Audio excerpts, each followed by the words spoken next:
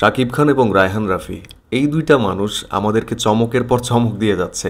তুফান দিয়ে অলরেডি বাংলাদেশ সয়লাব হয়ে গেছে, তুফানে ভেসে যাচ্ছে বাংলাদেশ। এর মধ্যে আবার রিলিজ হয়েছে তুফানের 3 নম্বর গান দুষ্টু কোকিল। এই দুষ্টু কোকিল গানটা কিন্তু অলরেডি তুফানের ট্রেলারে কিছুটা ঝলক আমরা দেখেছি, বাট সম্পূর্ণ গানটা আজকে রিলিজ হয়েছে। আর দুষ্টু কোকিল গানে কিন্তু অনেকগুলো ভালো লাগার ব্যাপার আছে, স্টেপ বাই স্টেপ আমি বলছি। গানটার রিয়াকশন ভিডিও বানিয়েছিলাম, বাট এসবিএফ ব্লক করে দিয়েছে। এনিওয়ে, সো এই জন্য রিভিউ ভিডিও। তো দুষ্টু কোকিল গানটার মোস্ট ইম্পর্ট্যান্ট পার্ট হচ্ছে, আমার কথাটা মনে রাখবেন এবং মিলিয়ে দেখবেন। দুষ্টু কোকিল গানে প্রচুর রিলস হবে, টিকটক হবে। ওই যে ক্যাচি জায়গাটা, দুষ্টু কোকিল ডাকে রে মনে বাসি বাজে রে, ওই জায়গাটা দেখবেন প্রচুর রিলস এবং টিকটকে ভরে যাবে 2-1 দিনের মধ্যে, মোস্ট ইম্পর্টেন্টলি। আর সেকেন্ডলি, আকাশ সেন, ওনার মিউজিক ডিরেকশন আমার অনেক ভালো লাগে কমার্শিয়াল বাংলা সিনেমার জন্য।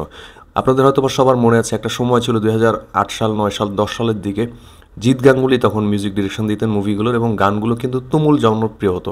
তো এখন জিৎ গাঙ্গুলি স্যার ওরকম গান বানায় না, বাট এই আকাশ সেন তিনি কিন্তু ভালোই এখন ফর্মে আছেন বর্তমানে। বাংলা কমার্শিয়াল সিনেমার গান যদি বলি, যেমন প্রিয়তমা গানটার মিউজিক ডিরেক্টরও কিন্তু তিনি ছিলেন। সো ওনার গান বেশ ক্যাচি হয়, বেশ ভালো হয়, জনপ্রিয় হয়।